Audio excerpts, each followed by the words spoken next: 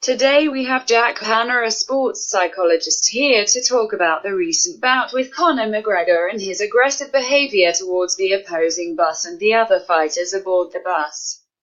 Throughout this, he will discuss the types of aggression and causes, also the different type of theories which have come about aggression. There are many ways to define aggression. These come from different theorists which have looked into aggression in sport. These include Bowe 1990. He said, any behavior that is intended to harm another individual with physical or verbal means. Another definition of aggression by Barron and Richardson by 1994 is that aggression is defined as any form of behavior directed toward the goal of harming or injuring another live being who is motivated to avoid such treatment. A theorist called Gill made 4 criteria which came under aggression. One of these was physical or verbal abuse. For example, this was displayed by Conor McGregor against the bus. He displayed this physical behavior by chucking objects at the bus. This is the behavior which is displayed when being aggressive towards something. Verbal behavior can include insults and swearing at one another. Another criteria which was under Gill's for was causes harm or injury. This is meant from the aggressive behavior. If the behavior evidently hurts someone or causes harm, this comes under aggression. Conor McGregor displayed this when he chucked an object at the bus, and this caused harm to the fighters on board. One even got a cut on his head due to this. A third criteria is that if the behavior is directed to another live being, if the behavior is directed to another living being, this must be a human. This means if someone displayed aggressive behavior toward a chair or object, this cannot be counted as aggression. Yet, as Conor did chuck it at a bus with the intent to hurt someone on board, this can be counted as aggressive behavior. The last criteria is then if it was intentional or not. If it wasn't intentional, it can't really be counted as aggression, as if you don't mean to cause harm, it could be accidental. There are then different types of aggression which can be seen throughout various sports and be used as tactics and also accidentally or on purpose. One of the main types of aggression is hostile aggression. This is aggression with a harmful intent without a desire to achieve a competitive benefit or with the purpose of hurting someone. This was the type of aggression Conor displayed. There was no need to damage the bus and injure the players. He did it out of anger and meaning to hurt someone. The motive for hostile aggression is to harm an opponent, inflict injury, or because it's not in the rules of the game. This type of aggression can be a reactive aggression, which is to react to an emotional situation, and this can also be preceded by anger. Another example of this during rugby, for example, someone may purposely shoulder charge someone to injure them, or they can spear tackle them from dropping them on their head to purposely injure them, and then get them out of the game. A different type of aggression is instrumental aggression. This type of aggression has a mix of hostile aggression on its own. Instrumental aggression holds the focus of completing a competitive goal through harmful means. This essentially means taking someone out of the game as they are too good or they do something out of the rule to gain an advantage. Instrumental aggression is characterized by it being premeditated, intent to harm, goal-orientated, meaning success is an external goal such as victory and performance. And last of all, it not being part of the rules in the game. This may be influenced by coaches and other things. I will talk about the causes of aggression later on. Yet, this type of aggression is commonly used for a tactical advantage, such as a spear tackle in rugby to injure their best player. Although this may be outside of the rules and cause the player to be sent off, they have the intent to injure the opposition to have an advantage now. A different type of aggression commonly used in most sports is assertion aggression, or channeled aggression. This is where the player might be aggressive but is completely in the rules. Assertive behavior can improve performance and is where a player will play within the rules of the sport at a very high intensity, but also have no intention to harm an opponent. A characteristic of assertion aggression can be identified as no intention to harm, strictly within the rules of the game, activity or sport, and often involves robust, legitimate force action to complete skills successfully. This can be seen in many types of sport. In rugby, this can be seen when a very strong legal tackle is made, same as football. Yet, this assertion aggression requires a degree of self-control from the athlete. If this athlete gets out of control, this can turn into instrumental or hostile aggression. This type of aggression is then down to the nature of sport. The sport has always been a certain way. This has continued throughout the generations. Ring and James et al. Stated that it is important to interpret aggression accordingly to the sport. This may be interpreted wrongly due to the nature of the sport. The nature of sport is also down to what type of sport it is, such as sanctioned aggression. This is where there is an intent to harm but is completely within the rules, such as MMA. The coaches are a huge part upon the type of aggression. The role of the coach is to ask athletes to show aggression but within the rules. They mean this is an assertive aggression, yet some coaches use instrumental aggression as a way of winning. This is highly discouraged at all levels of sport. Yet, if the coach reinforces this behaviour by rewarding the player by intently harming someone, this causes the athlete to repeat this and seeking another reward. Overall, it comes down to experience of the player.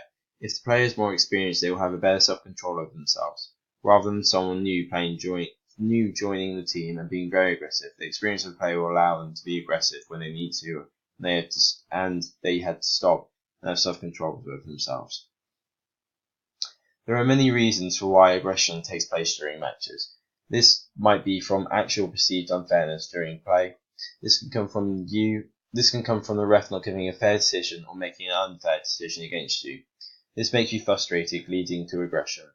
There is also another reason for being aggressive, and that's the nature of the sport itself. This takes place in rugby and MMA and many other sports. They have to be aggressive to win, and play, and to also win the match. So what theories are there to explain aggression? There can't be just one way to explain why we get aggressive, so what are the theories? One main theory of aggression is the instinct theory. This theory suggests that we have an innate or genetic drive to be sexual and aggressive. It was based on the nature approach and argues that aggressive behaviour is genetically innate. It's down to our evolutionary development. This was first defined in sport by Freud and Lorenz in 1966. It suggests that our aggression is built and needs to be released for the sake of our well-being. When aggression is then released, this can be released through two types of ways. Displacement, which is where the aggression is targeted to someone or something else, rather than the real sale cause of aggression. Any sporting example can be a displacement of anger. This releases aggressive throughout the match, even when the anger built up isn't to do with the sport. Yet, if the displacement is attacking someone which is socially unacceptable, this leads to higher levels of aggression. The second way of releasing aggression is through something which is socially acceptable. This might be through a hard tackle in rugby, which is completely within the rules, but takes the anger out. If the aggression is displayed and released through a socially acceptable way, there will be a catharsis, release of aggression, and relief due to this. A criticism of this theory brought forward by Berkowitz, 1972. He said that levels of aggression actually tend to increase in sport, not decrease, as Freud suggested. There is also no innate aggressive characteristics that have ever been found, and there is no support for catharsis release. Another theory is the social learning theory. This theory suggests that behaviour is learned from the environment through the process of observational learning, which involves modelling, imitation, identification, and vigorous reinforcement. Consequences of other behaviour is observed and acts as a guide for future behaviour. Bandura, the main theorist in the social learning theory, suggests all behaviour is learned from and nurtured through environmental factors. Bandura conducted a study on a sample of 72 children split into three groups. Condition 1 was where a child observed an adult attack an inflatable doll. The adult encouraged the child to attack this doll. The second condition is where the child observed an adult assembling a toy showing no aggression. The third condition was no adult was observed. Each child was taken to a room full of toys and an inflatable doll. The study found that the children who observed the aggressive model displayed higher levels of aggressive behaviour. This can be seen in sports. If someone in football makes an awful tackle but gets away with it and reinforced, the others on the team are more likely to copy this type of behaviour. There are criticisms of this theory, such as people do not always copy what they see and can copy good behaviour as well as bad. One more theorist to aggression is the frustration-aggression hypothesis. This was put forward by Dollard et al. 1939, suggesting that aggression occurs because frustration arises due to a goal blockage. It states that when a player during a specific match becomes frustrated, this will lead to aggression. This means if a rugby player is about to score trying against tackle, they become frustrated due to being blocked from reaching their goal. Yet, if this aggression is successful, frustration will be released through catharsis release. If the aggression does not succeed and turns into punishment, more frustration is built up. If the aggression is not released, this leads to constant renewal of frustration. A criticism of this is that there is little support due to incentives that frustrations will always cause aggression, as it doesn't. It also doesn't account for individual differences and use of copying strategies to deal with feelings or frustration. The last type of theory which talks about aggression is the regression queue hypothesis. This is a built-up version of frustration aggression by Berkowitz. This implies that frustration doesn't always lead to aggressive behavior, and with that, frustration creates a ready state for aggression. Another point to this theory is that the frustration leads to an increase in arousal levels. Many athletes work at different levels of arousal for their optimal point. Aggression only occurs when the individual is in a state of readiness. This then gets triggered by something such as an environmental cue. This is the stimulus to cause frustration. For example, such as Conor McGregor's situation. He was already in a state of readiness. The environmental cue would be the players on the bus making him angry, triggering him to be in a state of aggression, becoming angry towards them. Are there any strategies which could reduce aggression in sport within the players or the coaches themselves? If so, please explain them. There are many ways which can reduce aggression and also control the aggression within the sport and the players themselves. One of these are the players themselves. There must be a level of self-control of the player. They are able to have mental rehearsal and positive self-talk to prepare themselves for the beginning of the match. With going in with a good state of mind, they are more likely to perform well. They are also able to distance themselves from aggression cues. This will eliminate stimulus to even start the aggression. What about coaches? What techniques can they use? Coaches can use a variety of techniques to calm aggression and control it.